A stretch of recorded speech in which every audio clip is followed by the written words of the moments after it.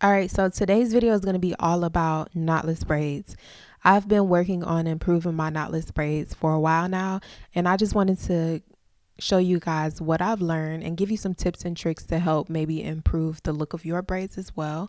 I'm by no means a professional, but I definitely have improved since I first started doing my knotless braids. I'm also going to be demonstrating my two upcoming products, which are going to be this braid gel as well as my foam setting mousse.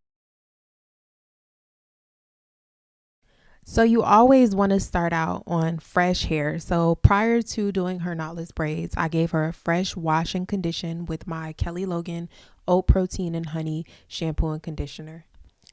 So the difference between the traditional box braid method and the knotless method of doing braids is going to be that you add the hair gradually with the knotless method. With the box braid method, you add all of the hair when you start the braid. With the knotless method, you're feeding in small sections of hair. So it's very important that you beforehand, before you start your braid, you separate small sections of hair to feed into the braid as you go.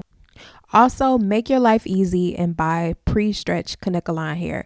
I am in my 30s, and originally I always braided with we didn't have pre-stretch, and if we did, I didn't know anything about it. So when I was younger, I bought regular braiding hair, and that's how we did our braids. So yes, upgrade. Pre-stretched hair is going to be a lot less tangling, and it's going to make the process a lot easier. Now, pause this part. That way right there that I'm gripping the hair is very key. Okay, because that is going to allow you to feed the hair in. When you get the hair nice and tight on your hand, you're able to maintain a pretty tight grip on the braid, therefore making it a lot neater, tighter, and making that process of feeding the hair in more seamless. So if you need to pause that part and see how I had the hair gripped, that is probably the thing that helped me the most in improving the way that these knotless braids looked. And if this is your first time doing knotless braids, don't you start out with these big old jumbo braids. Crazy thing is, the big braids are actually harder than the small braids. The smaller braids, you have more room for mistakes. And with the smaller braids, it's a lot easier on your hands. So if you're not a professional, or I'm not a professional, but if you haven't been doing knotless braids for a while, then I would suggest starting out with the smaller braids and then working your way up to the jumbo ones. It's a lot easier to blend the natural hair with the synthetic hair when you use when you do smaller braids. So I'm putting rubber bands on the end of each braid. I'm going to be curling the ends. In hindsight, one thing that I wish I would have done differently, because this is my first time doing these braids this big. What I wish I would have done in order to get the curly ends was make sure that I added enough hair to the bottom so that the curls would be a lot fuller.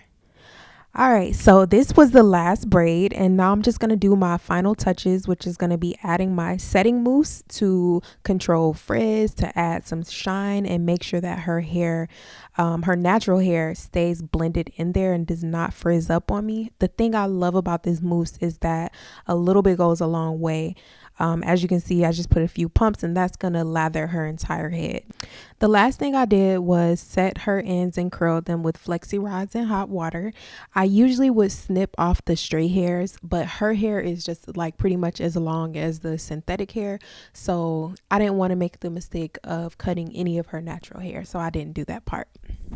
Now, if you've made it this far in the video, I definitely want to thank you so much for watching. I work really hard on these videos, and I genuinely enjoy creating this content. So if this is something that you enjoy and you want to stay up on the latest natural hair trends, definitely consider subscribing, because I will be making a lot more content like this in the future.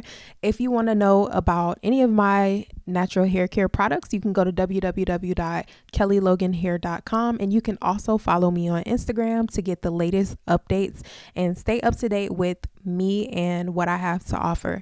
Those two braid products will be available very soon, so make sure you're following and make sure you subscribe to my email list so that you can stay up to date. But until next time, thank you for watching, and you guys enjoy the rest of your day.